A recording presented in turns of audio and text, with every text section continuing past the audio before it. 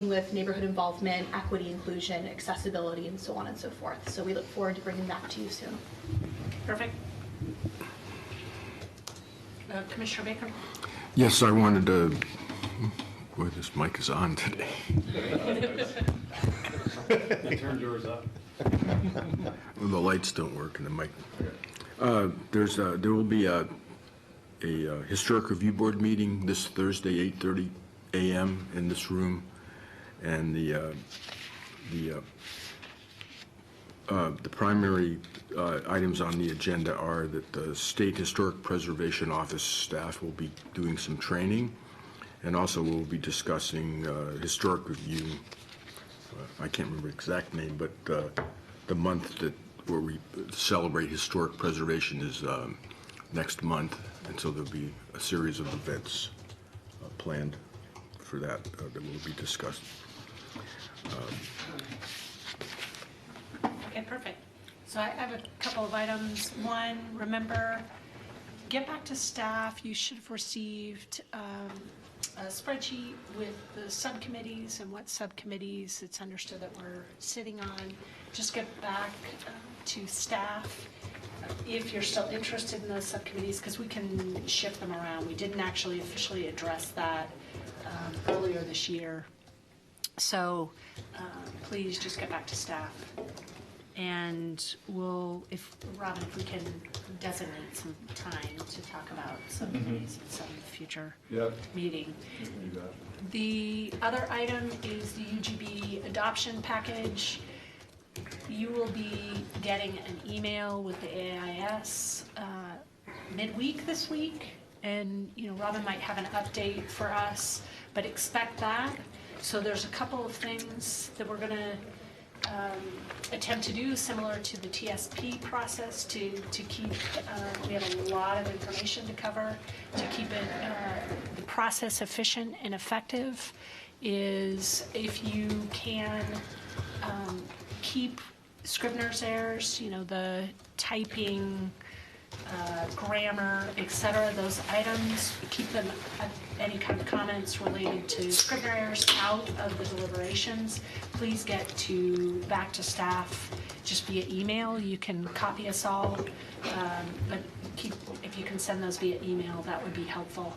And staff is also willing to meet with any of us, so if you don't want to use email or you don't have time, staff is willing to make time to meet with individuals to go over those items and also ask any detailed questions about the content.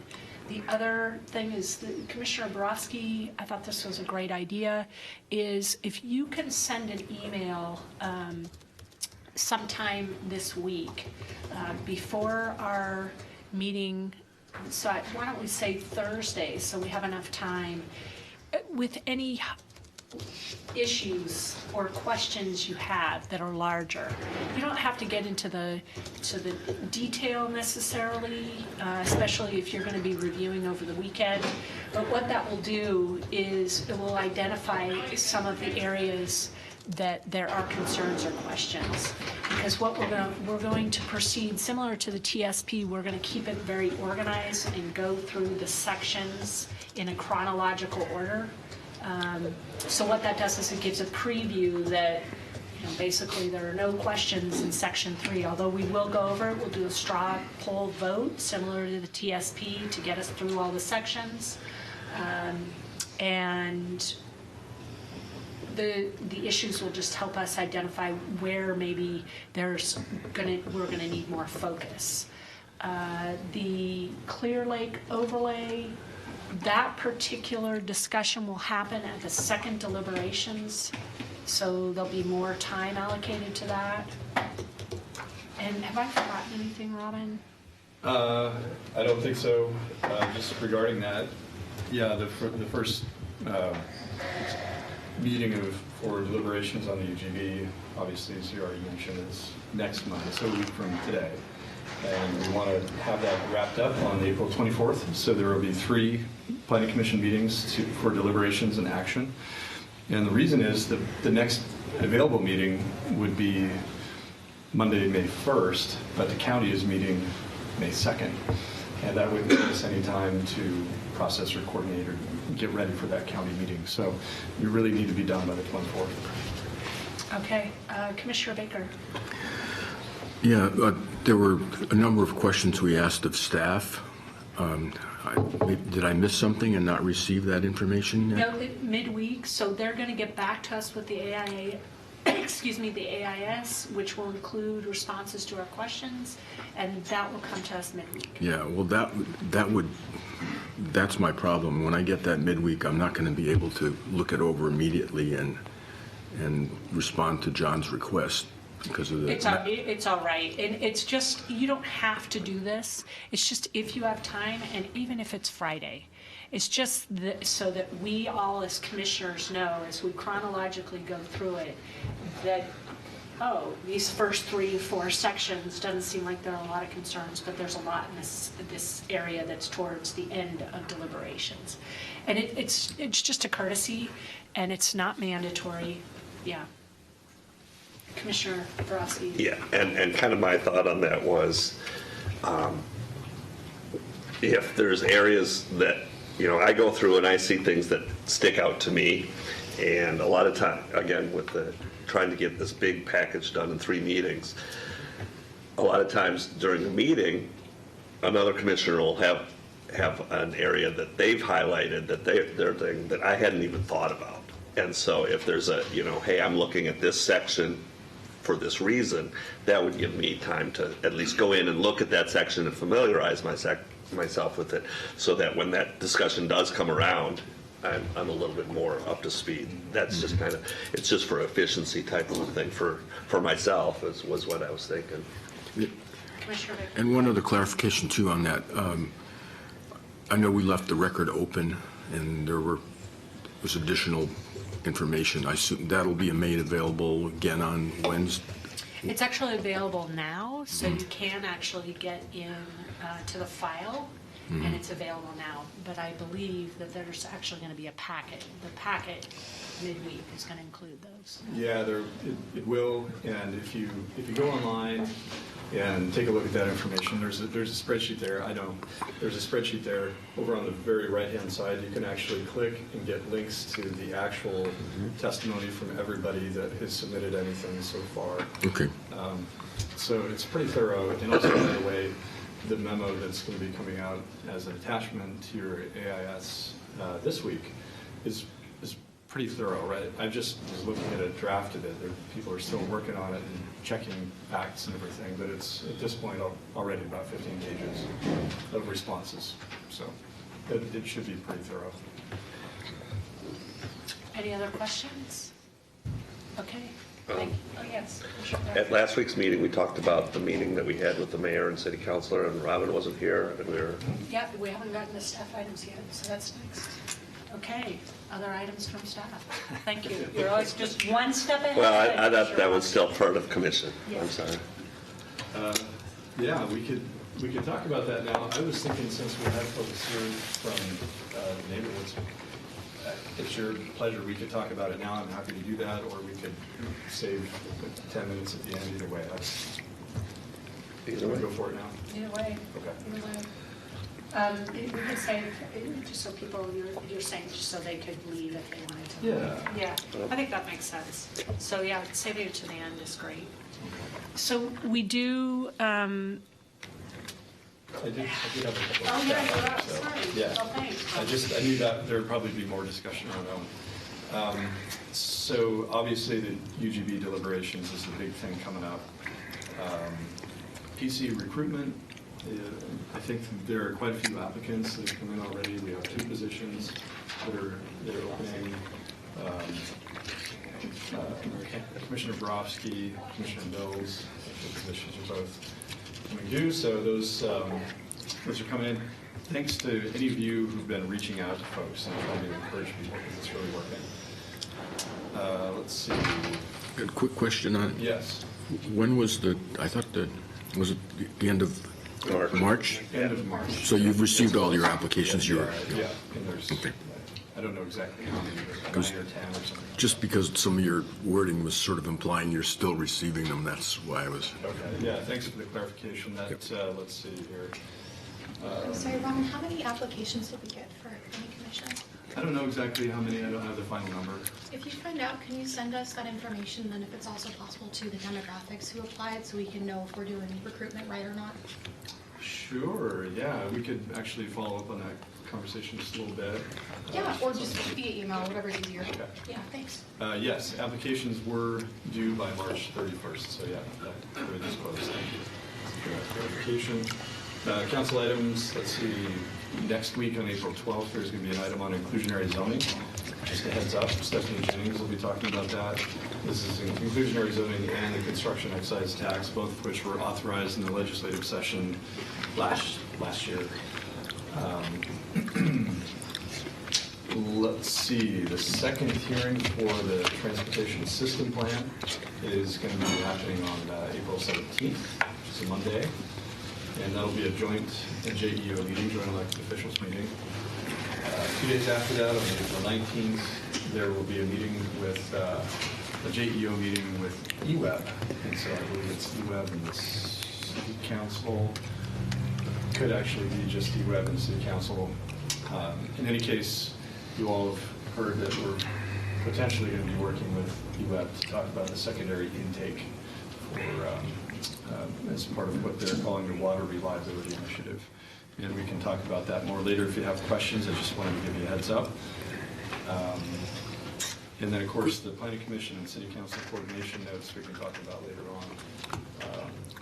And there's a couple other things we're working on. One is work plan discussions and how Planning Commission has talked a lot about how we establish priorities in the work plan, how new work items are initiated, those kinds of things.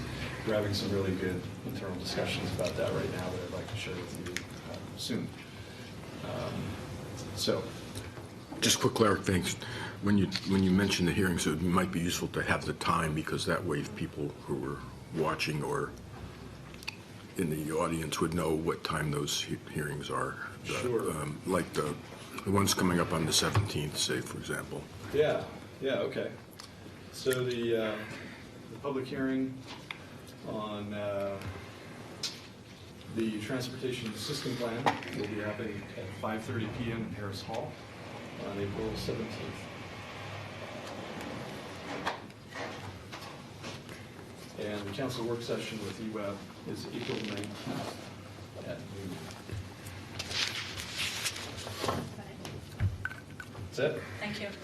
So I'm going to pass the mic back to the public, and we always include this. Just how is Planning Commission doing? Do you have any comments or feedback? Hopefully no news. Good from here. Okay, thank you. Great. Okay, so we'll move to agenda item number 3, and that's River Road, Santa Clara Neighborhood Planning. And we have Zach Galloway and Kate. Curley from Santa Clara. Great. Nice to have you. Thanks for joining us. So, good morning.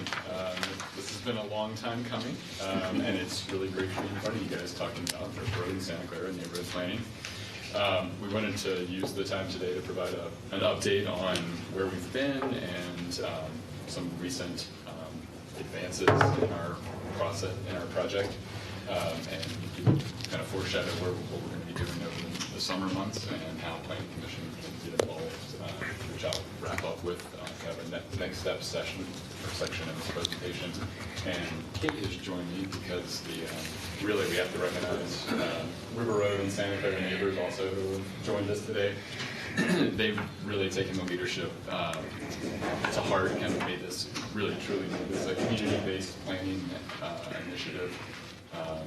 And yeah, we just wanted to bring them to the table with us and show that from the start that it's a very positive, collaborative environment that we're starting this project on. So thanks for making the time in your agenda. We also want to point out, and I want to cover today, that this is really 2 projects in one. Some of you, I'm sure, have been paying attention closely and have known this was a neighborhood planning initiative since the 2012 Envision Eugene recommendation. So this is a long-standing priority of the community and specifically council's action with that recommendation. But there's also, more recently, an FTA grant, a Federal Transit Administration grant that was awarded to Wayne Transit District and the City of Eugene that will fund neighborhood planning work, truly land use planning work around the key transit corridor. So it builds on kind of our aspirational vision from LTV and Envision Eugene, and looks in more detail around the transit corridor. And then, as I said, I'll conclude with some next steps as to where we're heading this summer. So just for anybody at home, for those in the audience, I know the planning commission knows our Eugene vision very well. But several in this room and several others in River Road and Santa Clara were very heavily involved in crafting the vision, crafting the pillars of Envision Eugene. And that really shouldn't be a surprise to anyone whenever you look at these two neighborhoods. We're talking about a little over 20% of our population in the city are inside the urban growth boundary, and close to 11% of the land area. That's not to suggest this is a dense area, it just recognizes that we don't count housing units on industrial land and parks and that sort of thing, so that's why you see a little discrepancy in those numbers. But 20% of the population inside our urban growth boundary is found in River Road and Santa Clara, so a very significant part of the community out here.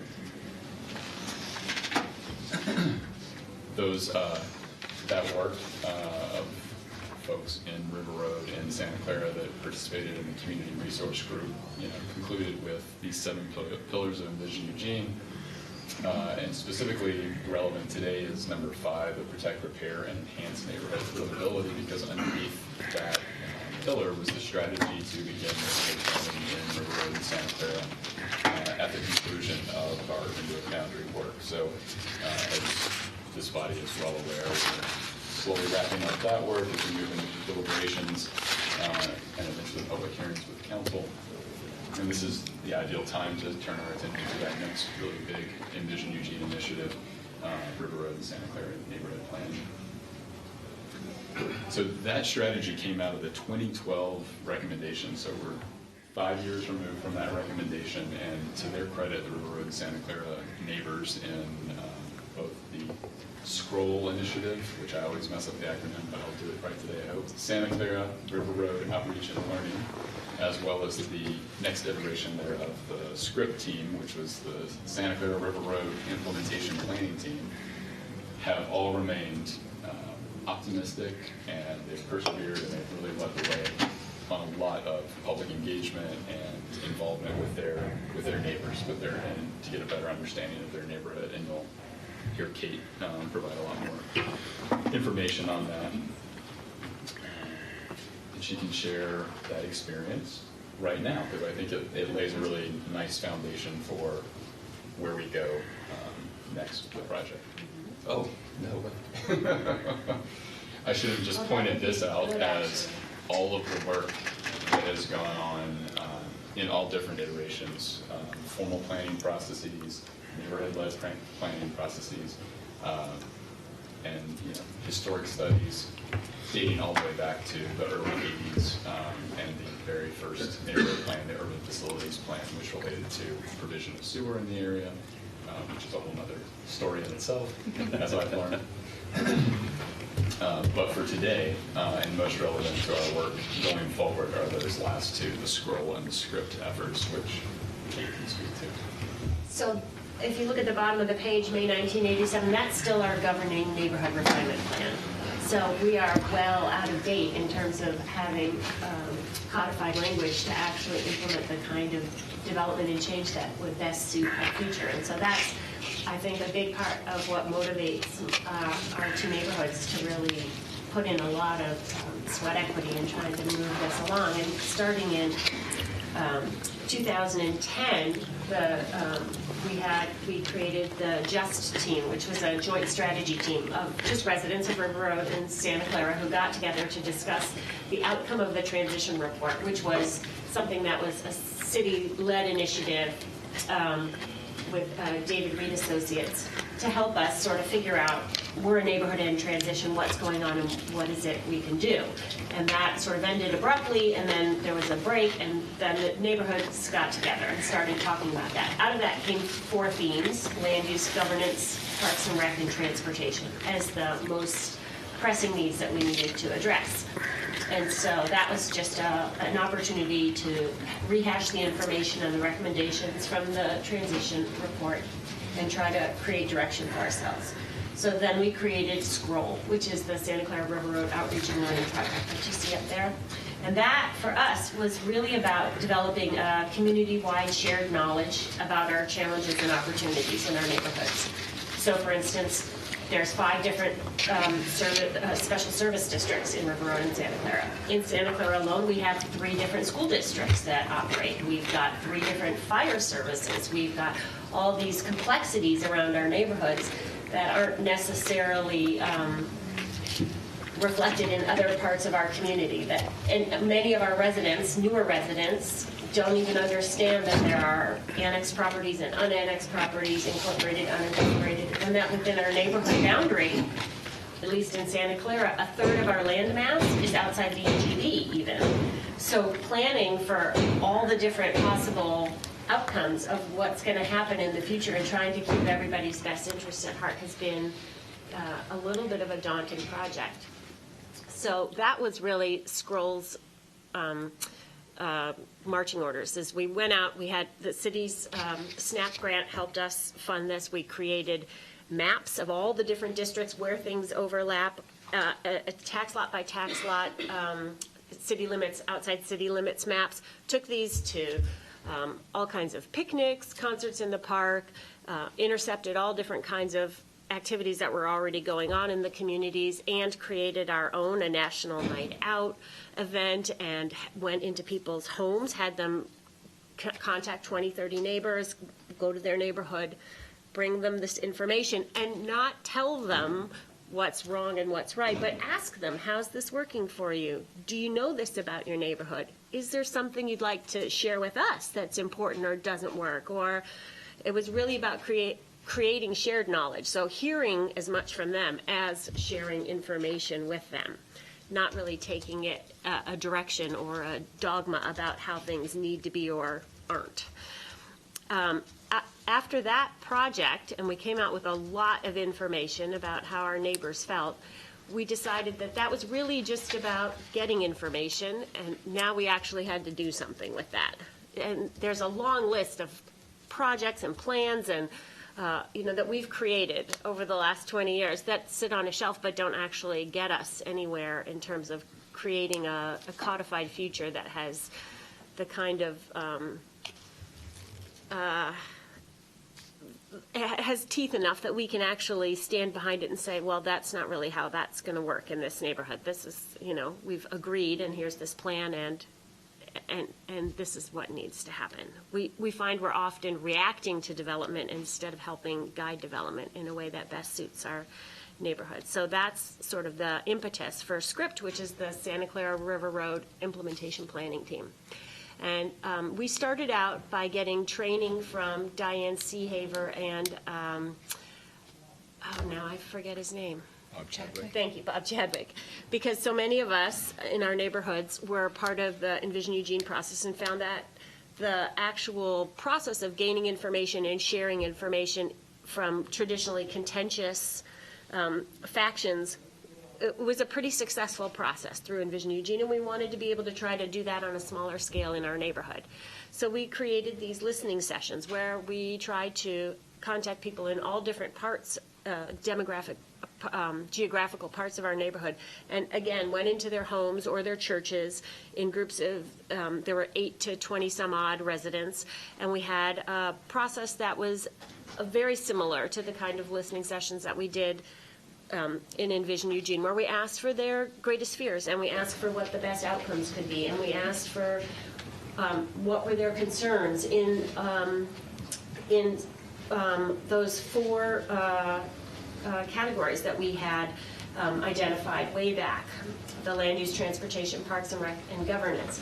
And through that process, which was over 2 years of information gathering, we tried to reach out to our Latino community, to our youth community, to our business community, and tried to actually do the kind of meaningful outreach that would reflect a greater spectrum of our neighborhood, not just the self-select 30 people who have been involved in this neighborhood planning process for the last, I have to say, since before my son was born, and now he's in college. So, yeah. So we've done our best as far as we can in terms of reaching out, and we need more help, basically, to do that. Santa Clara alone has over 20,000 residents. And as you may or may not know, our funding budget for mailing or postcards or newsletters from the Neighborhood Association only covers the city residents, not the county residents, the unincorporated residents, and we're more than 50% unincorporated. So it's a difficult it's always a conundrum for us to reach out to our entire neighborhood and try to get more people involved. So that's part of what we're hoping the very beginning of the process of our collaboration, the actual kickoff of this neighborhood planning effort, is going to help us do a slightly more robust and inclusive form of outreach to the neighbors in both of our neighborhoods. And for the SCRRIPT project, we've basically come away with expanding to two more categories, not just land use, transportation, parks and rec, and governance. There's also public safety and economic development. So we heard very clearly from our neighbors that these were two other concerns that weren't being addressed, there were challenges or there were solutions. Part of the beauty of the process of SCRRRIPT and going out and having these listening sessions was we weren't just asking for what the problems were, we were asking them for what their most creative solutions to those problems were. And it's inspiring to see what people can come up with when you just give them free rein to go ahead and experiment with what they want to. And so I think basically we've done a lot of legwork. We're pretty clear on what the priorities are for our neighborhood and what the concerns are.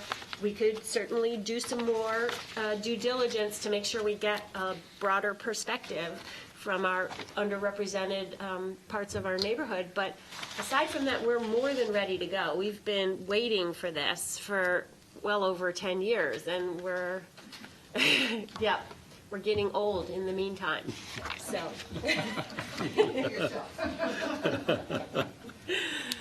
Yep. So that's pretty much what I have to give. Oh, thank you, Kate. So thanks, Kate, for sharing that. I think it's really important to hear it from the people that participated and really led the effort. Kate pointed out that the governing document for the community goes back to 1987. So you can make an argument that, yes, it's ripe. It's time for all of us to revisit that. But you know, if ever there was kind of a threshold for what communities are ready throughout our city, I think it's also the leadership and the sweat equity, as Kate put it, that a neighborhood's willing to put into the project. And I think you see that here, that I might have glazed and attended a handful of these meetings, and I know neighborhoods supported the work in the SCRROL project, but these two communities really getting out there and making this all happen. So we just wanted to take the opportunity to make sure that somebody from the community shared that. Not only does the neighborhood recognize it, does planning staff recognize it, but it is also important to point out that with a recent budget decision by council, we also have funding from city council, hopefully to make up some of those shortfalls in noticing, just as an example.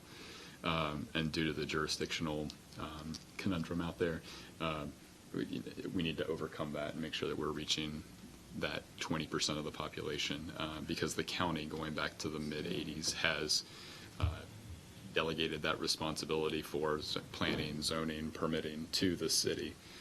So we have those responsibilities. We now need to communicate with all of the people for whom we provide those services. So that's a next step that I'll get to as we move through this. I guess we'll change gears and talk the specifics of the projects.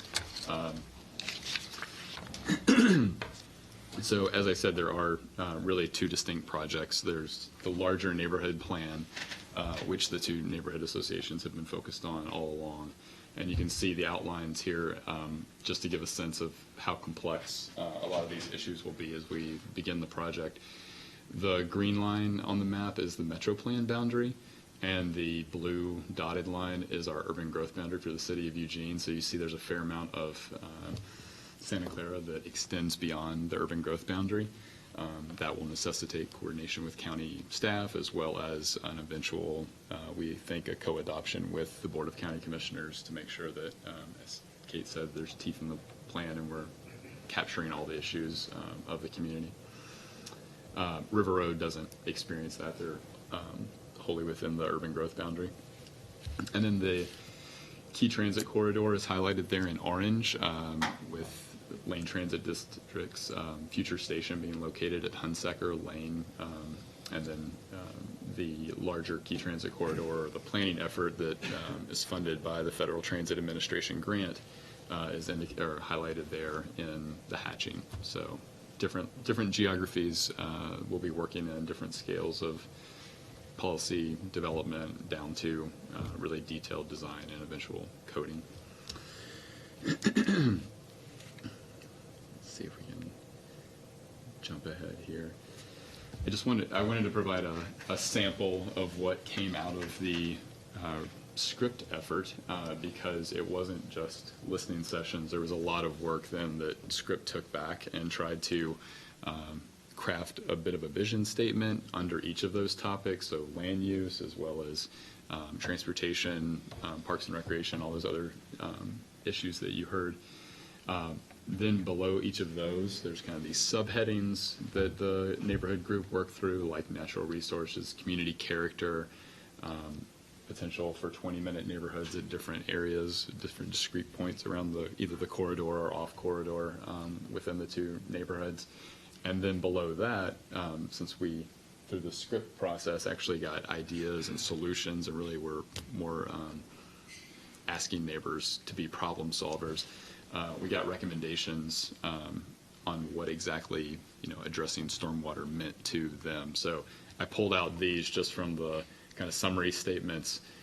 So we actually heard from neighbors that they wanted to protect the tree canopy. They wanted to protect the small streams and swales within the community where they saw people kind of privatizing those areas.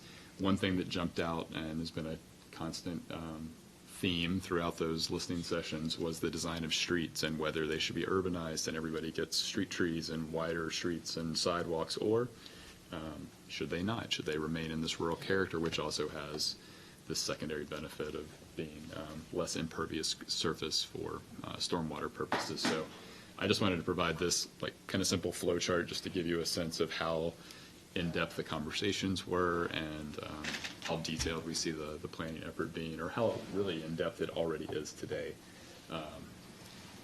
So the key takeaway is not that in this fall of 2017 we're tipping off the game or starting the game. It's that we're already at halftime, and these neighborhoods have laid a great foundation on which to build and reach out and maybe supplement the public involvement and bring other folks along to where we already are at this point in the work. Change gears and get into the details of the transit grant. We initially, the city and Lane Transit District applied for the grant over, I think spring of last year, with the support of both community organizations as a means to jumpstart this neighborhood planning effort. We weren't really sure when we were going to get funding and when the urban growth boundary work would wrap up, so we saw this as a great opportunity to make progress on the transit corridor itself and get funding to make that happen. So these are just a list of the deliverables and the different work products that will come out of the grant. It is a Federal Transit Administration grant that's directed at transit-oriented development along corridors nationwide. We were successful in securing that, over $400,000. So we're looking at an eventual master plan for the entire corridor that I think is the great thing about this is that it's it's consistent with a lot of the themes that we heard from the general public during the listening sessions. There was a concern or a desire for a more walkable river road, for example, for 20-minute neighborhoods that were supported by transit. These were things we were hearing in the listening sessions in folks' living rooms and backyards. So this really does advance that. The master plan would be developed through a really intense design charrette that would take between 10 days to 2 weeks. It would be very design focused. That would help put a real graphic visual vision to so much of the talking points and the public involvement that we've already heard. We would look really closely at the different station areas plans. So not just Hunsaker or Hunsaker Lanes station, but also the main station points along River Road that would be articulated by or identified by the Moving Ahead project that the city and LTD are working on currently. The analytic side of this would be looking at a market capacity study, so understanding the real estate realities in the corridor, the likelihood for transit-oriented development and what that really means in River Road as opposed to, say, Franklin, where the context, the real estate realities, the transit service is just very different. So it's really right-sizing. It's an opportunity to right-size what a key transit corridor means in different parts of the community. It means taller buildings and wider streets on Franklin, let's say. We need to figure out what exactly that means here. So understanding the real estate and the redevelopment realities on River Road helps that master plan not just meet the community's vision, but also be buildable and attainable. We see the master plan, or I should say the charrette, developing a few different built forms, a few different visions for the corridor, and that what we've termed the triple transit analysis would build upon our locally preferred method of this triple bottom line analysis and look at how the three different options essentially affect transit, so ridership primarily, frequency of travel, excuse me, the economic impact, so what would the effect be on property values, as well as community prosperity, so jobs, redevelopment potential, concerns for displacement, if that, which we've seen nationwide with major, say, subway investments, if something like that would happen on River Road, we want to be very well aware of that. And then lastly, the third leg would be a livability component. So again, kind of tailoring the key transit corridor to what fits within the neighborhood. The livability component would be how a more dense, intense transit corridor interfaces with the existing development pattern in River Road. And it's a great opportunity as we move then into land use code and design standards to make sure that that transition point is as smooth as possible. And that's the last deliverable within this grant, excuse me, is that we would actually conclude with a land use code that could be rolled into the larger neighborhood planning effort and ensure that we actually are moving in a real proactive way and moving towards adopting the community's vision.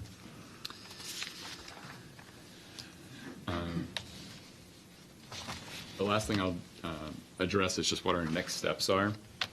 A little out of sequence here, but I'll jump ahead since I'm on the topic of the FTA grant. LTD and the city are working with the FTA currently, the Federal Transit Administration, to work out different administrative tasks. So that's all going on behind the scenes, preparing an RFP to bring on consultants to do some of that work, for example. We also have a handful of tasks that are unique to the neighborhood planning effort. So we're reaching out to the county to coordinate with them due to the amount of land that's either outside the urban growth boundary or just unincorporated. So we'll be collaborating with county staff. And then the initiation letter is something that was very important to SCRRIPT members. It's essentially kind of a memorandum of agreement that the city, the county, the two community organizations would all sign on to and make this commitment of time and resources and expectations to collaborate and work together to ultimately conclude with a adopted neighborhood refinement plan. The last thing I'll speak about is the public involvement plan. So we're working through a public involvement plan over the next 2 months to essentially supplement what's been done and identify where barriers to participation might have been in past efforts, either the communities or city staff's efforts in involving the entire community. So not just who was missing, but how do we correct that moving forward? What techniques reach different constituencies best throughout the community? And you all, as our citizen involvement committee for the city, will see that public involvement plan probably in June. It'll take us about 2 months to go through a handful of interviews and work through different iterations. But of course, we're going to look to this body for input and advice and a recommendation to move forward with that. Then from June until hopefully a September kickoff, we'll be entering what I refer to as our audience building phase. So it's just hitting the streets and getting people involved, or I should say, getting people aware of the past work and the fact that we're targeting late September for a big kickoff event for the, as I said, coming out of halftime, getting everybody aware of that. The timing's really nice because Sunday Streets is going to be hosted in River Road this year. So I believe that's the 17th of September. So that's a great moment to say, all right, next week we begin. Excuse me. So I'll conclude there. Take any questions Commissioner Baker. about where we're headed. Yeah, just a quick question. Is this a multi-year, this FTA thing, is this a multi-year grant? And is the funding all secured at the beginning, or does it have to, or are you dependent on getting the subsequent funding approved, even though the grant is approved in subsequent years? Great question. So a general timeline for the larger neighborhood plan, we foresee about a 2-year process from that September beginning. So you would be looking at, say, a summer of 19 adoption, coming back to you all for adoption. Within that 2 years would be the 18-month window of the FTA grant. So they've set an 18-month window that they expect that work to take place. We asked that same question, given the changing dynamics at the federal level, and the dollars are encumbered already. So the dollars are there, and they're just waiting for us to move on it, waiting for us to spend it, yes. Commissioner Nicolello. So first off, I just want to commend both River Road and Santa Clara for the amount of public involvement and effort that they've put into this. This is like an amazing example of how planning teams can work together as staff and the products. I'm excited to read the SCORE report. That's really, really a big deal, what you have accomplished so far. I'm also very excited to see the 1987 plan phased out, as I do have to work with it professionally, and it is difficult to read in some spots. I am learning a lot about how maps were generated back then, though, so that's exciting. So 2 quick questions. The first one is about funding. So do you need more funding than what's been provided through the council identified resources? The council provided through their supplemental budget $100,000. Okay. And that's something we're grappling with, is just how far that goes. You heard the biggest issue is just noticing, and it's intended for materials and services and that sort of thing. So I imagine there will be an additional request, as this is a multi-year project and we need to be in touch with everybody on a regular basis. Just if you could keep in touch with that, with us about that, if there's anything we can do to support your needs on that, that's something that I know I would be personally interested in helping strategize with, or supporting you in pursuing a grant or something like that through the city. I think that would be really great for the Planning Commission to play a role in that, because we want to support you however we can. The second piece of that is also related to support. Just asking generally how Planning Commission can help. So can we help volunteer by coming to events on your behalf? Can we come up to meetings and listen and just be there to kind of make sure that we're aware of what's going on, or just kind of stay out, however you want us to be involved. But just making sure that, once again, we're doing what you need to support you in this goal.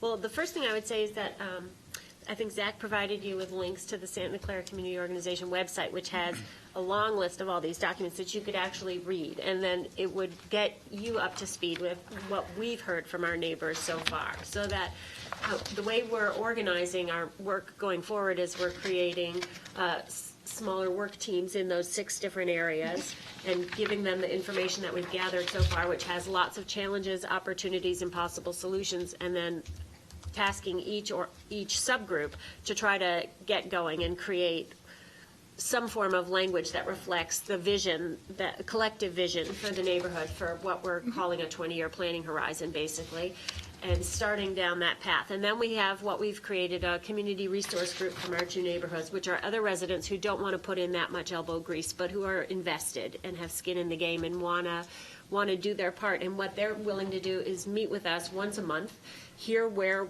all those different sub-work groups are at, and reflect back. Are we on the right track? Have we gone down a rabbit hole? Is there something else that we've missed in the neighborhood that you know, as a larger group, have you heard something that isn't being addressed? Can we fold that in at this point? So as we start down that path, then maybe those community resource group meetings that theoretically will happen once a month might be an opportune time to drop in and just take the temperature of what's going on to keep yourself apprised. And if there's specific things that we need, I suppose we'll figure out how to ask you for it. As far as involvement, though, you heard me mention the audience building phase. Any planning commissioners are always welcome at those sorts of events. I can imagine us tabling at a handful of, party in the park type events, Sunday streets, of course, and we're going to try and go where people are. So whether that's school events or soccer games at Maury Jacobs Park, whatever it may be, we're going to try and get out there and just raise awareness prior to that official kickoff to make sure everybody's had their opportunity to be there. And I should just mention, we've made it a large priority amongst our 2 neighborhood associations to make sure that as we go out in the community and do this work, that they're clear that it's neighbors leading neighbors, that it's not a city-led effort or an other agency-led effort to try to organize us in a way. And I think that is an important part of how we conduct our work in our neighborhoods, because there's a long history of mistrust, and the best opportunity for building good collaborative relationships is to work together in a way where we aren't fomenting the kind of suspicion that sometimes can, warranted or unwarranted, taint what goes on in River Road and Santa Clara. So, yeah, not to discourage you from coming, but just that. Oh gosh, no, it's just let us know the level of involvement and support, whether that's just listening, and that's, that ensures that we're able to do what we need to do to be accountable to you as well. Well, I think it's helpful to have more faces, because I think the more we can depersonalize an institution and just get relationships with individuals who are part of whatever that institution is, those are always the best interactions we have. I have no problems with the individuals that I work with, but sometimes as an entity, the city of Eugene sometimes comes off as something not necessarily welcome in the neighborhood. So there's definitely opportunity to myth bust in that way by just showing up and being an invested person who happens to serve on the planning commission or happens to serve in the planning department, or all those great things. So I have myself in the queue, and then before we go to a second round, Commissioner Borowski after me. So I have a few items. One is I wanted to say great work. I mean, this really truly is a great example. I know years ago, actually, in my neighborhood, we had a great concerted similar effort, and River Road asked me to come and attend, and it was really your kickoff to mobilize, and it's exciting to see that you're here now and the efforts that you've put in. So awesome job, and I know there's more work to do. A couple of other items are, one, is there a way city as well as neighbors, I think processes like this are important to acknowledge what works and what doesn't work in terms of passing that information on to other neighborhoods within the city of Eugene, because River Road is not the only neighborhood refinement plan that's from the 1980s or 1990s. Actually, all of them are. So they're all outdated. They all have similar challenges. And what's great is your neighborhood is just mobilized. So you've actually pushed that process farther. And obviously you have some great opportunities in terms of a corridor and funding. So I think, I'm not sure how we can do that. I don't know if it's just requesting you what, as you go through it, what work, what doesn't work, and share that with staff so that we just can have that information template. Yeah, exactly. So the other piece is that this is just a heads up, because I want to see success, and I love neighbors leading neighbors, but the reality is there's a process and it's part of a larger city. So it's important, which you have done really well, and I think it's important to actually communicate that too, is to be collaborative with all team members. And all team members include Lane County, the city of Eugene, et cetera. So I think you've done a great job at that, because in the end of the 2-year process, or what's actually been a decade plus process, is really, you've got to get approval from City Council. Yep. So the recognition that Planning Commission and City Council do play a role. So making sure that what we have been trying to work with, which you'll hear at the end of our meeting, is what we can do to better support City Council. Because, if we go through a process that we've been hearing about a project for 5 years, for instance, we go to recommend it or have comments in City Council, then it doesn't approve it, or it goes somewhere else. So I just want to make sure the efforts are really honored.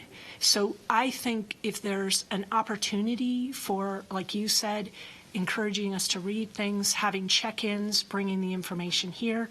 I love the idea, which you'll hear from Robin, and we talked about with the mayor and the chair of the council, is maybe there's milestone events where we have preliminary approval of certain sections rather than actually moving through until the end, and then all of a sudden you've got, well, wait a minute, Public Works hasn't weighed in and this section hasn't been evaluated. So just strategically thinking about that and making sure you keep that channel, which you have, open with all of the stakeholders. So, and I think you've done a great job. And like I said, you'll hear from Robin that we're trying to do the same thing, because we want to be efficient and effective and be able to honor these processes that have taken years. Yeah, so awesome job. Yeah, Commissioner Gillespie. Thank you. Thanks for the presentation. Yeah, I remember sitting at this table 10 years ago at NLC, and you saying, we got to do something about River Road, Santa Clara. And I'm happy that we're finally getting there. There's, if any neighborhood in our city needs a coordinated plan, it's River Road, Santa Clara, for all of the reasons that you articulated. All the different moving parts that are involved there. It's a daunting task. And I hope that what I heard today was that the trust level has gotten better, because I know that was always an issue with that area. The city, they would do all this work and nothing would happen, or things that they would hope would happen didn't materialize the way that they wanted. So that brings me to the question of the initiation letter. That's the first time I've seen something like that. You alluded to the fact that it's basically a letter of understanding between the parties that are involved. We're going to actually do this, and probably will be signed by the city manager, which is a commitment. Can you just talk a little bit more about that? And is that something that you would suggest other neighborhoods lobby for in trying to get their issues taken care of? So that was something that came from a SCRRIPT member, and it was exactly as you articulated. It was a good faith gesture to show that the commitments are on all parties. It lays out at a very high level, it's essentially a contract between the neighborhoods and the city, and we intend the county also to be involved. It's something that the city manager and the county administrator have agreed to in concept, that it's a good idea to just kind of have all your cards out there on the table. It's not necessarily a real detailed, it doesn't include a giant Gantt chart of milestones and projects within it, but it just makes commitments that we will we'll collaborate, we'll communicate, we'll reach all parties, we'll have effective public involvement, and that it will conclude in a certain deliverable, in this case, a neighborhood refinement plan. So operating at that high level, I think is, again, to Commissioner Taylor's question about a template, I think it's one of those things that could eventually be in some sort of neighborhood planning toolkit that we would expect of different neighborhood plans. Yeah, I think for us, a lot of it was, we didn't want to put in this much work and come out with nothing codifiable. And we've done that, you know, we've done it 10 to 12 times over, and we're done with that. And we want something where we get back what we put in. And so that was, you know, how do we, there's all, you know, is it a neighborhood plan? Is it a refinement plan? Is it a refinement plan of the metro plan? Is it a controlling plan? You know, like all the different nuances. We want to be clear that we're getting something that's really going to serve us to help guide the future development and densification that's inevitable citywide. So that was really part of that. That was a driving force of that. And then it was also to just sort of lay out the scope of work. At the, you know, who gets the bill at the end of the meal, right? That realistically, there's no way for our two neighborhoods to pay for this. How are we going to manage that? Who's going to be responsible for what part? How much sweat equity is a part of this picture, and what, you know, how is that valued, and how do we best use what limited resources might be available or offered? And so laying that out in a clearer way and being realistic about what the county has to offer and doesn't have to offer, even though we absolutely need them to co-adopt and we need their support given the geographical realities of our neighborhood. So how do we put, you know, fold all that together in a way that there's no place at the end for somebody to say, oh, I didn't understand that's what you wanted from me. I'm walking away. Yeah. So that's what it is. So I'm very encouraged by that. I think that that's something that can help us build trust between the planning department, because you know, I'll put it out there. There's issues with trust with the planning staff, planning commission, that we've heard over the last few years, and we're doing what we can to try and adjust to that. And I think that this may be a tool that could be used going forward. So I'm very excited to hear how it worked, and a little bit, you know, more fleshing out about that type of a tool. The other thing that I will be really interested in following in this refinement plan, neighborhood plan, whatever we're going to call it, is the idea about the transportation and the roads and keeping the character of the roads. Do we want to keep them do we want to urbanize them? Do we want to keep them as the way they are? And how that will flush out throughout the code, the citywide code, because I think that that's an issue that is coming up in other neighborhoods as well. You know, on the peripheries, there's a lot of roads that aren't up to urban standards that people don't really want to bring up to urban standards, but yet they would like to be able to drive on them as well. And so there are issues as far as you know, can you spend bond dollars to resurface, you know, an unimproved street? Well, right now it's kind of squishy on that. You know, that's stuff that Public Works is working on, and so you know, it's very important to me to see how that goes as well. If there is a way that we can, you know, keep the character of those neighborhoods, the character of those streets. Maybe make the streets a little bit better, but not have to bring them all the way up to urban standards. And so that's one of the other things that I'd be very interested in following and perhaps using this as a template to move forward citywide. So a large part of our street design is also based on the fact that we don't have stormwater infrastructure. Yeah. And so there's no place, if you create curbs, to have downspouts to collect water to pipe it someplace. We are primarily a surface stormwater infiltration neighborhood, that we don't have anywhere near the miles of infrastructure that other neighborhoods have. So it becomes a much more complicated nest of sticks to pick apart when we start to want to improve streets. That, you know, that investiture you have to create to do something with the runoff from those then becomes something that's cost prohibitive or perhaps, inconvenience prohibitive. I mean, are you going to tear up all the streets and put all that down there? I don't really see that that's a reasonable opportunity at this point, so. Yeah. I'm excited about it. And that's a good example, which, you know, your implementation plan is actually, it is really that, I just, once again, goes to the credit and your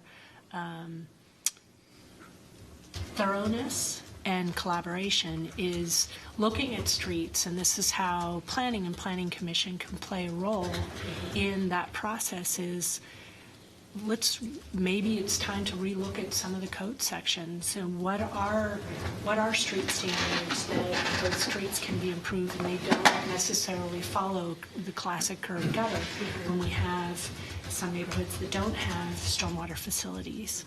So I think there's, this can actually be inspire other conversations that are related and can also benefit the entire city. So I have Commissioner Randall. Okay, thank you. And I just, again, kudos for staying with this and being patient as it's been percolating for a while as far as getting to this point.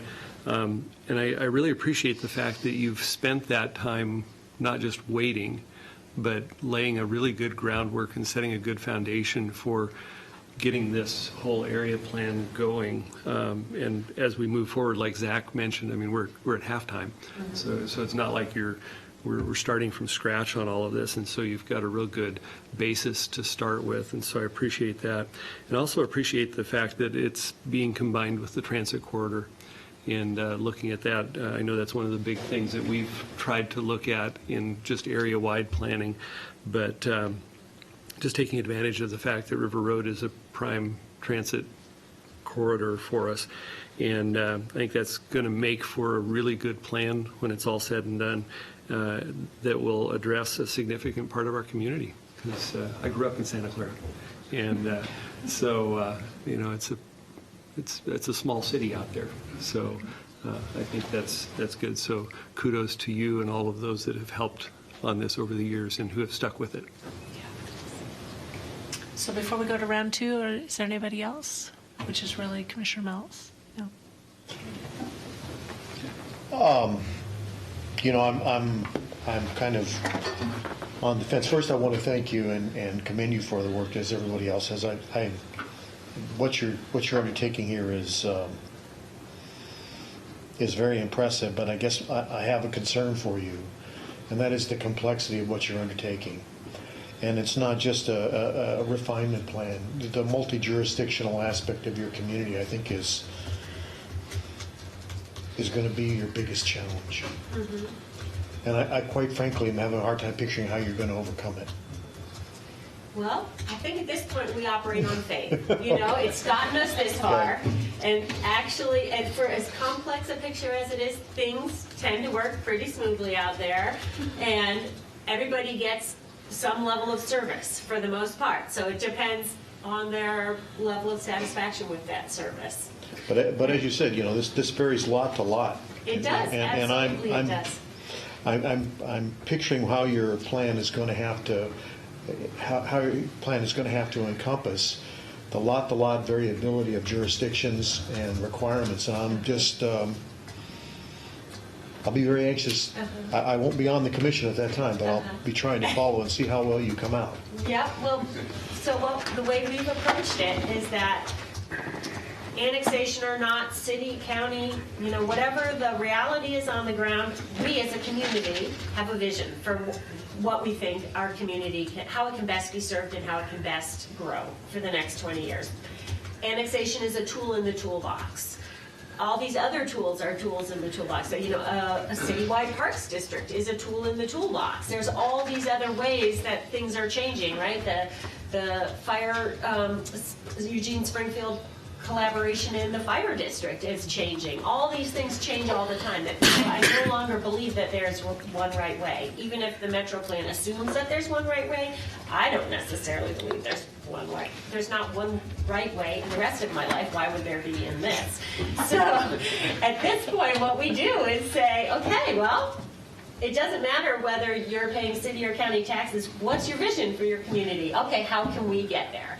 And let's really lay out a menu of options. So here's the Datsun, here's the, mid-level Toyota Corolla, and here's the Lexus, right? These are the costs, these are the associated benefits, and these are the responsibilities that are our own to bear to make those things happen. And I really believe if people are given all the information that they need and can weigh that against a community-created vision for what the future could be, they will come up with the right decision. And that's how that, I'm not somebody to say that, oh, this is the governing body and this is not. I believe that there's a place for all of us to serve the greater good of our community, and however that works out, that works out. And at this point, it's not just the city and the county. We work with our service districts too. They are really important parts of our community. They're heritage parts of our community. They're some of our longest standing residents, and their needs need to be addressed. And so, we don't look at them as a temporary solution to a permanent problem. It's part of the whole system. And yes, it is a very complex governance system out there, but it's ours, so we love it. Yeah. It's definitely something we've recognized throughout, and it's something that SCRRIPT and city staff have been grappling with as to how best to restructure the process. And so that was kind of the impassioned explanation of what we've been thinking through of what a workshop looks like, what an open house looks like, is that whenever someone brings up the A word, we remind them, annexation, we remind them that we're here to talk land use and transportation and parks and rec, and this is your neighborhood plan. And in some ways, we have the benefit of what I mentioned earlier, which is we have this delegated authority from the county to do planning and zoning and development permitting work. So it's a great opportunity essentially to just kind of dismiss a lot of the governance issues that are at play until the time's right to talk about it, and instead talk about the planning and the future and the ideal vision. So yes, it becomes complicated, but well, and it'll have, we talk about setting things aside, but at some point you're going to have to get council approval on this. yeah, certainly. And so I think you're going to have to really keep that focus in mind. And I'm thinking right now, pure dollars and cents in terms of how this thing works going forward, and you're going to be able to get a council majority to go with this. Good luck.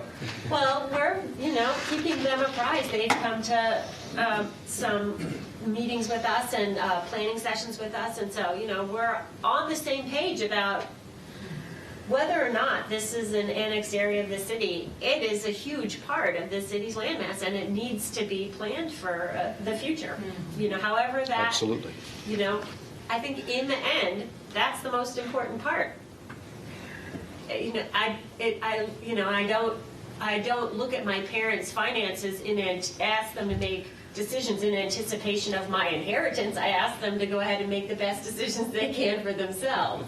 And that's the same way, I look at this. It's like the most important thing is to create a plan for how this part of our greater metropolis is going to develop and provide for the rest of the city too. I mean, it is what we tend to call the city's breadbasket. We have the very best soil from, some of the best soil in the country. So the possible future of our community to be able to feed itself as fossil fuel availability wanes and everybody realizes that you need to meet your needs from closer to home, this is going to be an important part of the future of our community. So pretending that it's not and saying, well, we're not going to play with them, they're too difficult at this point, we're going to wait until they grow up.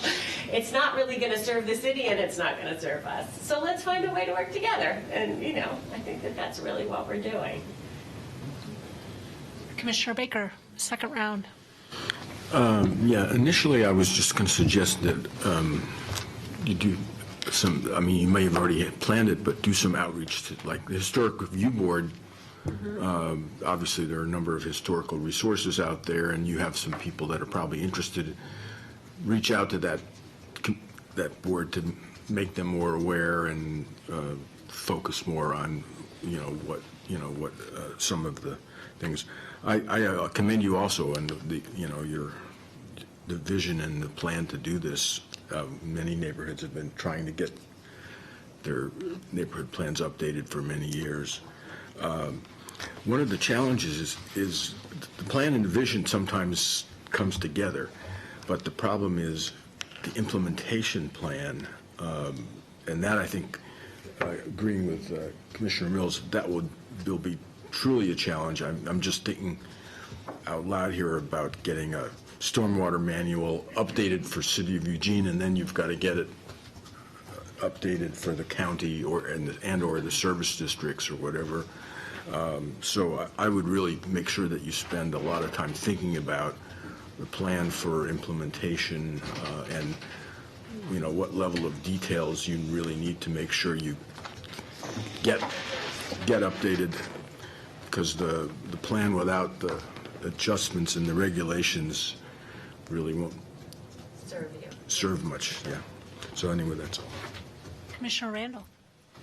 Well, just as Commissioner Mills was talking about the jurisdictional questions on this, I had a thought, and this is a 50,000-foot level idea, so just take it for what it's worth, is could it be that as this plan goes forward, that the jurisdictional aspects, because I know we've been meeting with the county on different things with the County Planning Commission and kind of collaborating and making sure we're communicating with each other, could it be that maybe this plan is kind of an overlay in the area that would cover both annexed and county properties that, could be given its blessing, I guess, by the County Planning Commission as well, which could take away, I think, a lot of those jurisdictional issues. I mean, I know you still got the stormwater issues and things like that, but just some way to have the County Planning Commission sign off on it, just like they have on other things where it's within the urban growth boundary. Yeah. And if there's a way to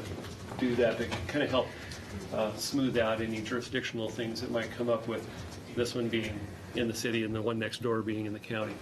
Well, that's our governing plan right now. Our urban facilities plan was co-adopted by both the city and the county for just that reason, because our neighborhood is so complex in that way. And so we envision that would be a necessary part. I guess I don't see it being insurmountable. Yeah. I'll put myself in the queue. I actually agree. I don't think it's insurmountable at all.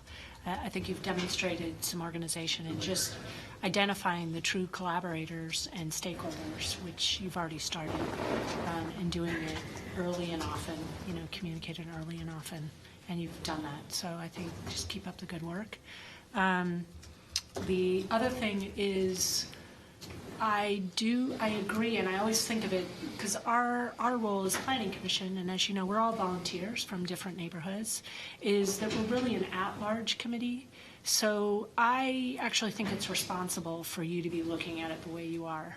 If it truly takes, if we're looking at this, and it's 2017, and the last time you had an adopted refinement plan was 1987, if this is reflective of our future, then I think being more comprehensive is probably a good way to address this, because we're looking at, you've got to look at your whole neighborhood, not just what's within the city limits. So I think it's very smart for you to look at it as a 20-year plan, because that's really what these are. Yeah. And actually, this one's a 30-year currently. So I think even 20, is probably not, unless we have a windfall of a lot of money. It's not far-reaching Yeah, enough. right. Yeah. Good I point. mean, the other part of it is that it's so comprehensive, it's not just a land use plan. So, That's you know, right. the breadth of it is greater than anything that we've had so far, so. That's another, Yeah. that's another unique dynamic. Yeah. You know, Planning Commission sees neighborhood plans and what we do all the time as far as land use, transportation, economic development, urban design, kind of the things that are talked about regularly, but when public safety and special districts and all these things come up, you know, we've been very honest that in our conversations that the neighborhood plan may not be the best tool to adopt some sort of mechanism to increase EPD's control in that neighborhood, right? But the planning process will bring those city staff people that aren't always involved in planning processes to the table in a unique way. And that alone should kind of change the Shape conversation. loose some new options. Exactly. Yeah. So we've got to get a better understanding of that. And we had a city staff team pulled together a couple of years ago when we thought we were ready to dive in, and you know, we need to bring those folks back to the table. And it was interagency and interdivisional and interdepartmental. So we just need to start that relationship building again to make sure those folks are at the table. And it was a great meeting, that meeting. I mean, Yeah. things were volunteered from different departments that we hadn't heard were available in any way when we, you know, asked the person at the top, right? So it's a great opportunity to actually exercise a deeper level of connection and collaboration where we actually help each other, so. Commissioner Nicolau? Well, and I think what you're proposing isn't off in terms of, you know, precedent with past plans. I mean, with a lot of the neighborhood plans that I've seen, they've been divided up into certain elements and they have policies and action items. So, I mean, I don't see this as, and then they have their land use elements. So I don't see this as so far outside of it's rather the norm back in a lot of the plans that were done in the 80s and 90s. And so maybe something that might help us too is to look over some of those plans and just kind of refresh ourselves. I know a lot of us have looked over the plans for our individual neighborhoods, but each one is a little bit special, just to get an idea of kind of how some of those planning efforts have been done in the past. I'll also say too, because you were talking about audience participation and growing your audience, one of the elements that I really liked from the Willa Kenzie plan, which I think was done in the 90s, and they sent out, it's an expensive thing, I will admit, but they sent out a letter to every single household in their planning area before. It wasn't part of public notice, it was just to kick off the actual event. So you got a letter, it was signed from the mayor, letting you know important upcoming dates, and kind of just giving people an idea and an opportunity. And I like the idea because sometimes we really bring in public notice efforts like that at the very end of the process. So kicking it off in the beginning might be really helpful. And you know, if you already discussed that, awesome. That was just a feature of that plan that I thought was really great and probably one that we should bring in. Any other comments, questions? No? Well, thank you to everyone here, both of you and all of you in the green seats without the armrests area. Thank you for attending.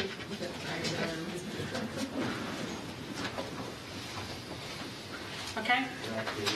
So, Robin, back to you. Back to agenda item number 2. And please, those of you that might be interested in staying, we are going to talk about kind of our efforts to collaborate with City Council, just in terms of the comment that I brought up to Kate about how we can be more efficient and effective. Or you can watch us on television.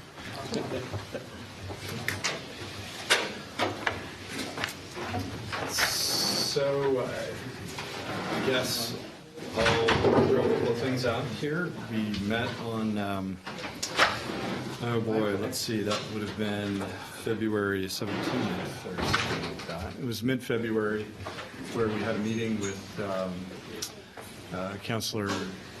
Commissioner Taylor, Commissioner Borofsky, Mayor Vinnis, and Councilor Zelenka, who's the council president this year.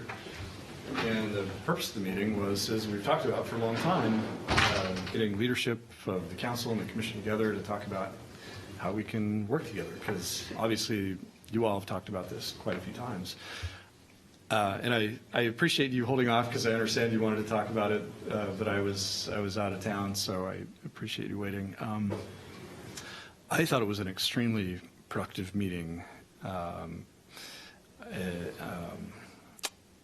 it was actually just a pleasure to see how much support there is for the Planning Commission and how much interest there is from council leadership in making that connection. We talked about some pretty meaningful, clear items. I put together some notes and sent it out to everybody that was at the meeting. I haven't heard any comments back yet on that, on whether, so I assume, hopefully it's safe to assume that everybody supports these items and agrees that it makes sense. And I guess what I could do is just share a few of those with the group right now, if you like. Does that sound good? Yeah, sounds good. Okay. So again, I've really only shared this with the participants at this point, but I think the time has probably come to talk in general about it. It's nothing earth-shaking. Essentially, the goals here for connecting with the Planning Commission and Council would be to provide, obviously, the best possible service and support to our council in making decisions on behalf of the community. And obviously, what is very important to them is to value and to make the most of our community volunteers' efforts, and that would be you all, and of course lots of other people. Building a sense of shared responsibility around the initiatives that we take on. It's not just Planning Commission that's responsible, it's not just council that's responsible, it's really all of us. Improving the flow of information, really back and forth between Planning Commission and council. Improving the outcomes of projects, so I think to the extent to which we can achieve these other goals, projects are going to be better off. Boosting awareness of and accountability for our local procedures. There's a lot of processes that we have, some of which are explicit, some of which we just are not explicit, right? And so I think being clear about what our procedures are and having guidelines around that, it's going to be super helpful. Things have changed in various ways over the years. The charter, the Planning Commission charter, really doesn't cover a lot of the actual way that we do business. And so there's a lot of flexibility there in crafting that. So a couple of things that we threw out. First of all, what can the Planning Commission do to advance all those goals? One would be to seek more frequent decisions from council along the way to final adoption. So getting clarity on direction and really validating the discussion and the process along the way. And there was a discussion of, in a construction project, you have 30%, 60%, 90% drawings that are all reviewed in increasing levels of detail up until the final set of drawings goes out and something is built. And typically things change along the way, but you're looking at it to make sure that what you've done up to that point is right. And that makes a lot of sense. It came up in the discussion we just had. So that's refreshing. I think that's going to help. Another one is to provide short, and this actually I found really helpful, is to provide short 5 to 15 minute briefings to council periodically. So right now, if you look at the council agenda, and historically there's 90 minutes of time on for most meetings, and it's either a 90-minute agenda item or it's 2 45-minute agenda items. And I think the question is, do they all have to be that long? And part of the reason they are that long is to give time for a presentation and give time for all members of council to make some comment on whatever's being discussed. That may not be necessary in all cases, what we're hearing at this meeting, and that shorter briefings, just to daylight issues ahead of time or check in and say, hey, this is what we're doing, could be really useful. And so that would be something that council could also do, is ask for those. Attending the public, another thing the Planning Commission can do is attend the public forum as a representative of the Planning Commission to share updates and information. So that would be one of you, possibly the chair or vice chair, showing up at public forum and say, hey, I want to update you on some things that Planning Commission is working on. Planning a joint meeting with council. So this obviously is something that we've all been talking about for quite a while, a lot of support for that. We're going to do that. Can talk about the details in a minute. And another thing you can do is provide regular, possibly quarterly, council update on planning commission business. And it could be staff going, providing some kind of a memo or a newsletter, or it could be attending. There's a lot of ways that we can do that, but just not allowing so much time to go by where we only talk about the issue that's going to council, but we talk about other things, so they have a bigger picture of what you're doing. Any questions on that? Comments? Yeah, Commissioner Randall. Jump in with a couple comments. Sure, I think go the things that stood out to me are the 10 to 15 minute updates and the 30%, 60%, 90% check-in concepts, because, well, one, I can relate to that, being an architect, but I think it keeps that communication flowing both ways, so that it doesn't just all of a sudden, here's the big package, there it is. I think of when you said the 90% level, I know when we're at a 90% level of drawings, we know we have 36 apartments, not 38. And at that point, the 38 would have happened way early in that whole process. And so I think that's a good thing, because at that point, you've already decided you've got 36, and it's just a few little tweaks here and there. And I think that's a good way to do it. Exactly. So those two stood out to me as good things. You're not changing the siding of the buildings or deciding to Right. go Oh, it's 6 6 stories stories? instead of 4. Really? Yeah. Right. That's a really good point. That's a really good analogy. And that's something that's important to keep in mind as we come into the UGB adoption too. So here's another list of what can council do. So they can offer frequent reminders to the public to get involved and share ideas and concerns at the appropriate time. For example, when the Planning Commission is working on a project and seeking public input. So, hey folks, hey community, this is happening, Planning Commission is working on it, please go talk to them, please share your input, and respond to it. I think that's going to be really important. They could do this at the beginning of public forum or just at any time, and so we'll be doing what we can to encourage that. They could also consider sending projects back to the Planning Commission for further work if necessary, as the timeline allows. For example, if there's something that does end up being some kind of a non-starter for whatever reason, after it makes it through the Planning Commission, ideally we would avoid that situation, but if it does arise, there's nothing that says that council has to take the responsibility for that and act themselves. They could also continue to rely on the commission to solve that issue, essentially a remand back to the Planning Commission, say, hey, here's some issues we have, this is how we're going to characterize these issues, can you address that please and bring something else back. So I thought that was a real important piece of insight that came out of the discussion from this group, and I think it was well received. Another one was enable short briefings at council by asking for them. This gets back to the 5 to 15 minute things. And also limiting discussion so that it doesnn't always have to be a 45-minute or a 90-minute discussion. And another important one is that each councilor can really stay engaged in the projects that are happening in their ward, or that they have an interest in sponsorship. So that makes the conversation a lot easier when there's at least one or maybe 2 council members who've been involved in the conversations as they unfold. And then there's a piece here about what can staff do. Staff can coordinate with other city staff and our leadership to institutionalize some of these changes. So like I said, most of these things are not written down anywhere, it's just how we do business. It probably won't happen like this without our support and engagement to go do it, and so we're committing to that. Provide support to council and planning commission, for example, to prepare briefings or whatever it is that we need to do to make these extra meetings happen. That becomes a workload for staff, but that's something that we're willing to do and that we can encourage. We can write up a quarterly summary, potentially, of planning commission activity to share with council and highlight activity in particular wards. That was another idea that I think came out of this group.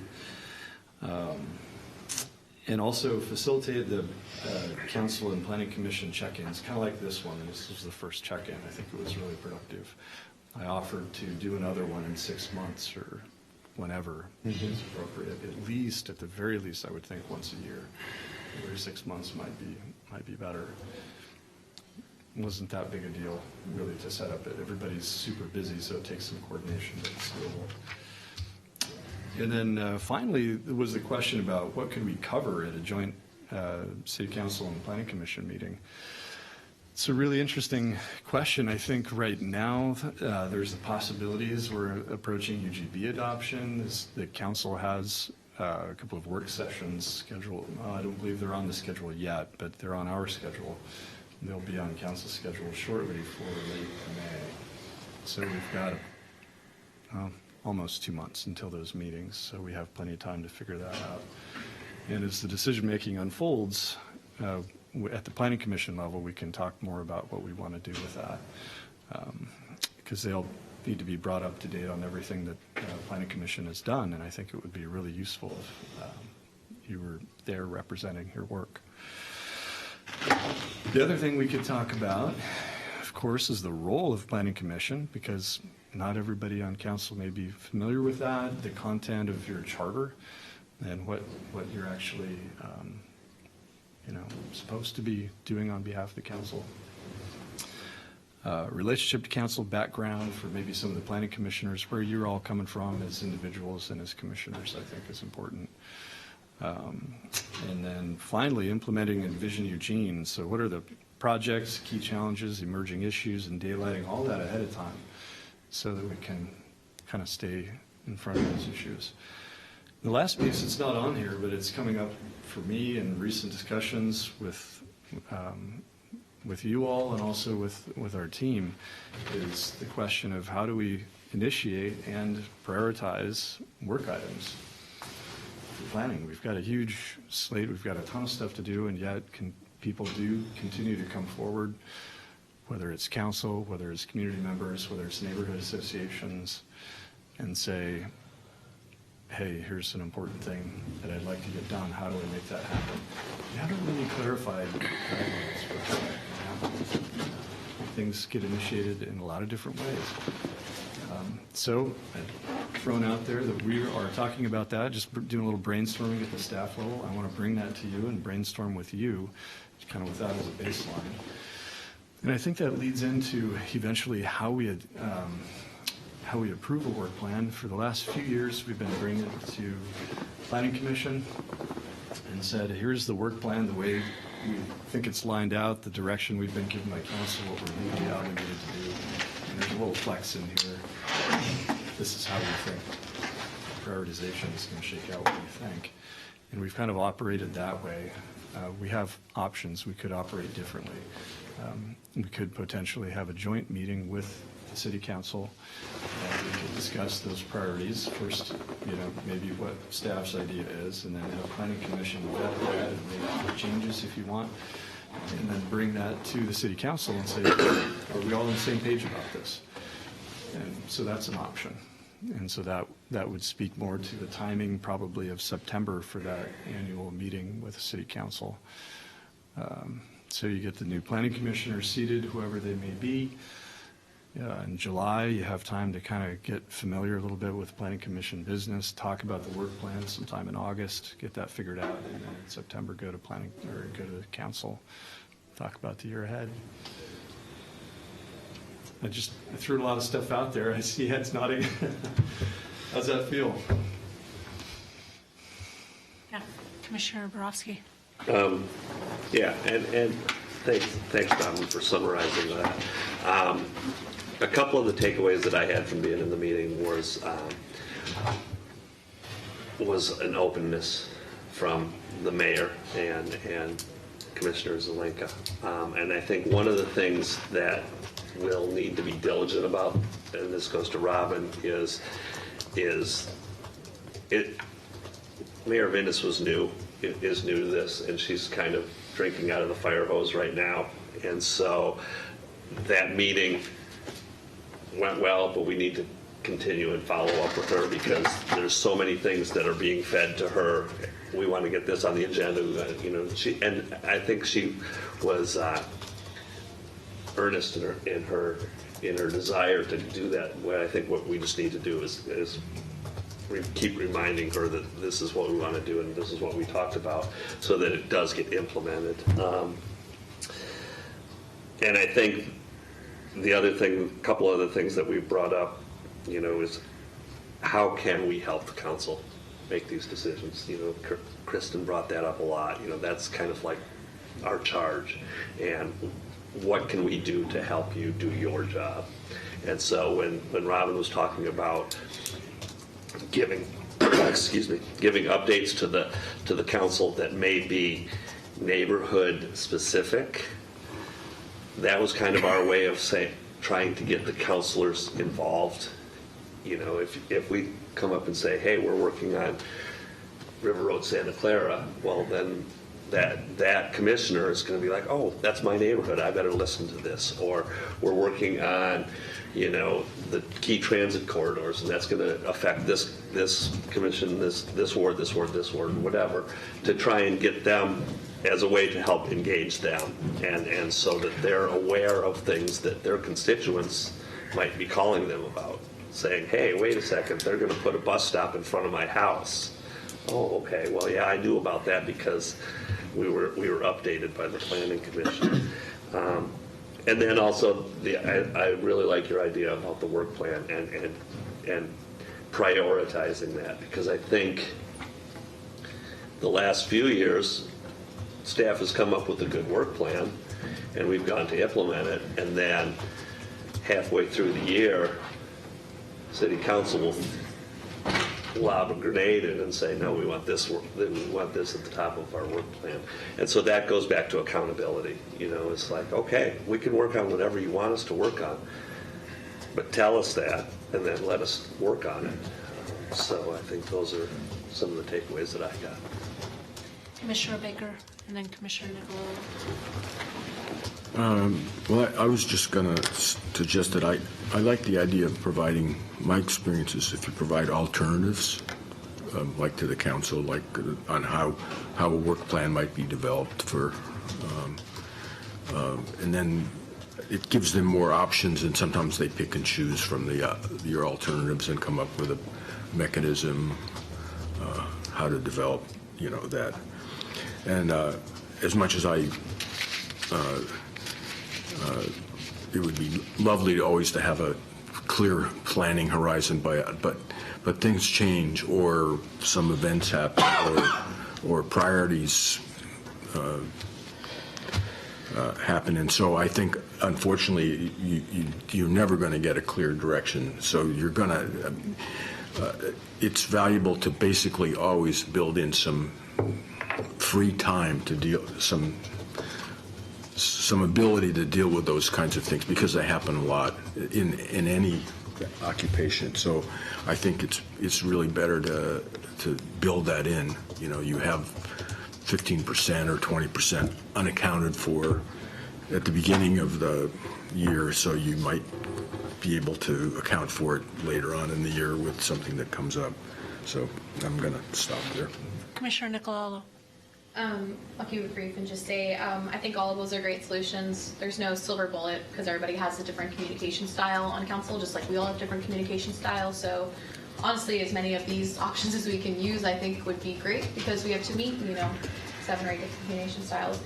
I'll also say too, I think that one of the things we might want to add to the list as a possible strategy is inviting counselors to our meetings when we have something that would be relevant to them. That might be something that we already try and do, but for example, inviting like River Road, Santa Clara city councilor to a meeting when we have something pertinent to their interests, just so we can better draw those connections during those planning processes. And I'm sure the neighbors in that area are already doing a great job of keeping that councilor aware of what's happening, but even just being in the room sometimes can make a difference. So yeah, just as a potential strategy that's not already on that list. Thank you.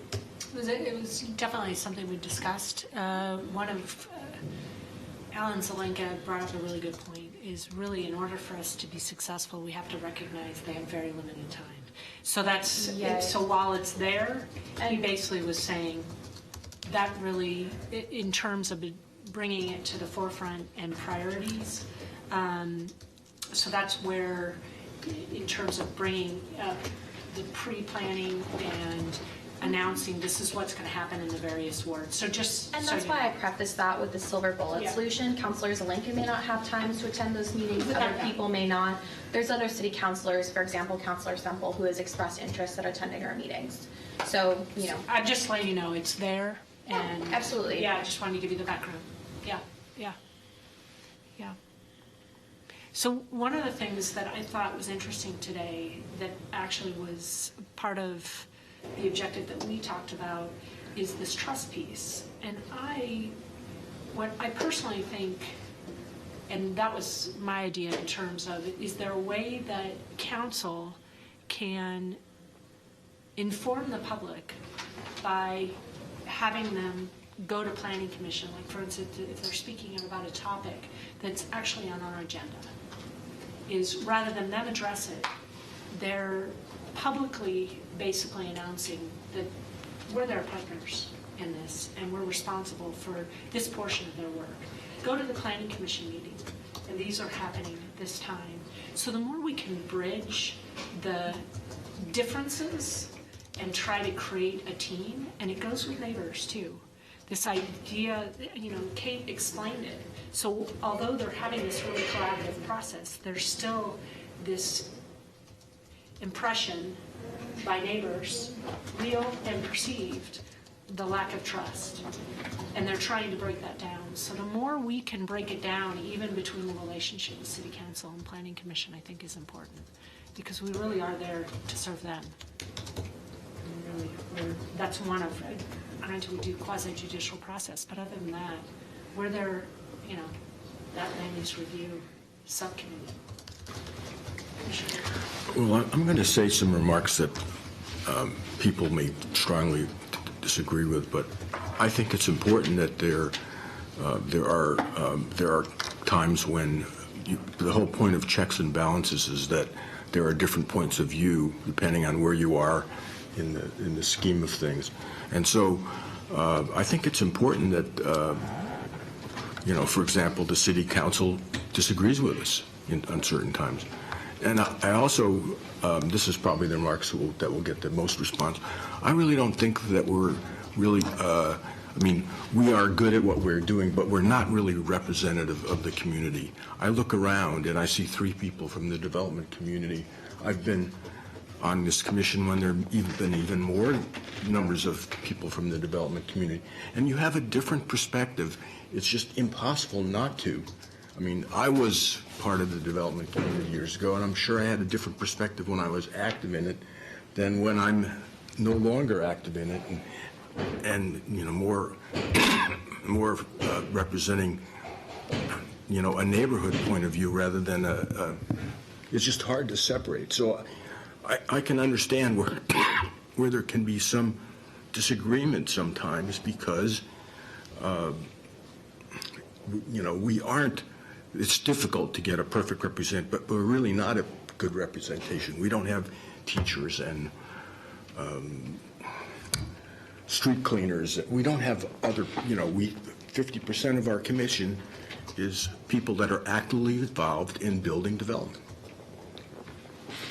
So, Commissioner Baker, I just want to clarify, just because I think it's important. One, personally, I work in architecture and planning. I'm not part of the development community. And each one of us that sits at a table and lives in a house, we're all part of the development community. We all want a vibrant community. So I just be careful with your bias. I'm also volunteering. I'm a neighbor.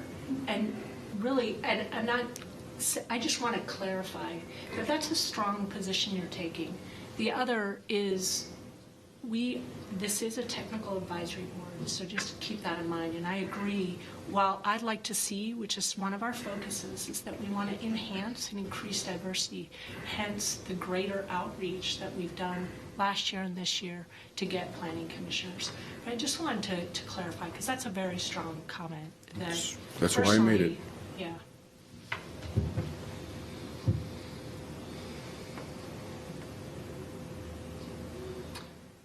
Other thoughts or comments? I did have a comment and I think I talked to you about it, after our last meeting. So it was you and me and Kristen and the mayor and the council president. It may be, and this goes to political viability, it may be advantageous to bring in the council vice president also to the table the next time, just so it doesn't seem like this is the mayor and Alan bringing along the planning commission. You know, if we bring it, I think council vice president is Mike right now.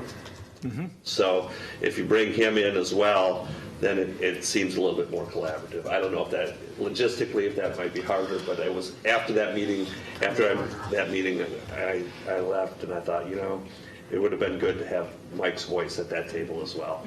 Just to, again, bring the collaborative process to it, not the uncertain side of the council pushing that agenda.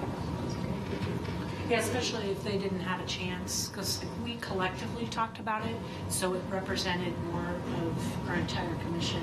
Right. Whereas I'm not sure if that was the case for city council. Just Yeah. in the meeting moving forward, that was just a thought that I had after the meeting. That's good. Ed, any other comments? Questions?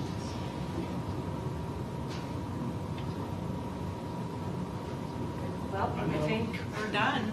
Okay, that adjourns today's meeting. Should have kept.